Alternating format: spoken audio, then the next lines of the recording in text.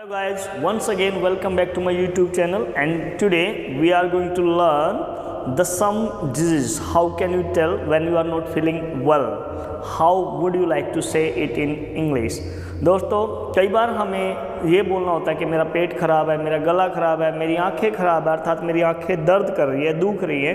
तो हम उस तरह के वाक्यों को इंग्लिश में कैसे बोलते हैं? तो टाइम वेस्ट ना करते हुए जल्दी से सीख लेते एक बार। सो पहला वाक्य लेंगे हम, जब हमें बोलना होता है कि मेरा पेट खराब है, तो कैसे बोलेंगे? आज मेरा पेट खराब है। सो आप कहेंगे my stomach is upset. Upset का मतलब होता है दोस्तों उदास। अपसेट का मतलब उदास होता है, लेकिन यहाँ पर आ जाएगा खराब पेट के लिए। कभी भी लाइफ में आपको ये बोलना हो कि आज मेरा पेट खराब है, तो हम हमेशा यही बोलेंगे माई स्टमक इज अपसेट, और आज के लिए हम बोलेंगे टुडे। टुडे। सो इसको हम बोलते हैं दोस्तों stomach. Stomach. It's not stomach, it's stomach. दूसरा लेते हैं, मेरी आंखें दुख रही है। कई बार आपकी आंखों में लाली आ जाती है, दर्द करती है, तो उसको हम अंग्रेजी में कैसे बोलते हैं? कई बार हम ये भी बोलते हैं मेरी आंखें आई हुई है, अर्थात लाल है, रेड रेड सी हो जाती है, तो हम उसको बोलते हैं आई हैव शोर आइज। आई हैव शोर आइज। नेक्स्ट है मेरा गला खराब है। जैसे कि मौसम बदलता है, मौसम बदलने के कारण या कुछ ठंडा खाने के बाद हमारा गला खराब हो जाता है, तो हम कहते हैं कि मेरा गला खराब है। उसमें खारिश हो जाती है, खराश हो जाती है, तो तब कहते हैं मेरा गला खराब है। तो हम कहेंगे आई हैव शोर थ्रोट। थ्रोट होता है दोस्तों गला, तो थ्रोट बोलेंगे। आई हैव शोर थ्रोट। आई हैव शोर थ्रोट। मेरा गला बैठ गया है। कई बार ज़्यादा बोलने से या बोलते बोलते हमारा गला बैठ जाता है, तो उसको हम कहते हैं आज मेरा गला बैठा हुआ है या मेरा गला बैठ गया। तो उसको कैसे कहते हैं हम? मेरा गला बैठ गया है। सो आप कहेंगे my voice is hoarse. HOARSE, hoarse. It is called hoarse. तो आप कह सकते हैं I have a hoarse problem.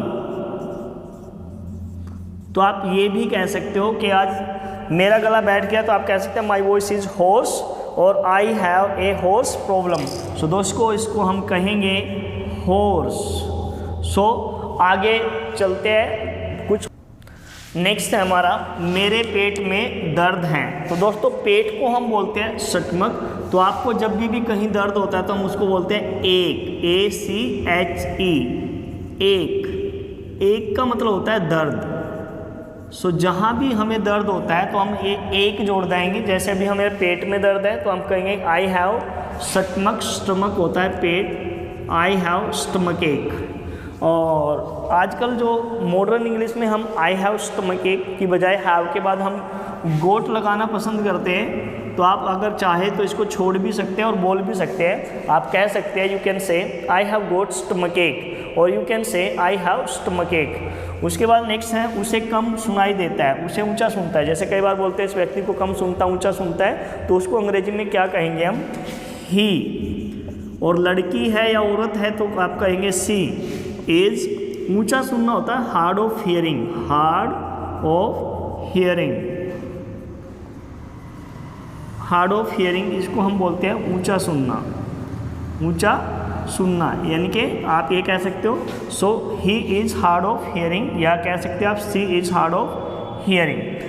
David को कम दिखाई देता है। कई बार आप कहते हैं कि उसे कम दिखाई देता है, तो कम दिखाई देने के लिए हम क्या कहेंगे कि डेविड को कम दिखाई देता है। तो आप कहेंगे David has short of sites. Short of sites होता है जब आपको कम दिखाई दे, अर्थात ब्लर हो जाए, तब आप बोलते हो। ठीक है। सो उसके बाद आप कह सकते हैं डेविड हैज़ वीक आइज। आप वीक के स्थान पर आप पुअर भी लिख सकते हो, पुअर, और आप पुअर के स्थान पर बैड भी लिख सकते हो, बैड आइज।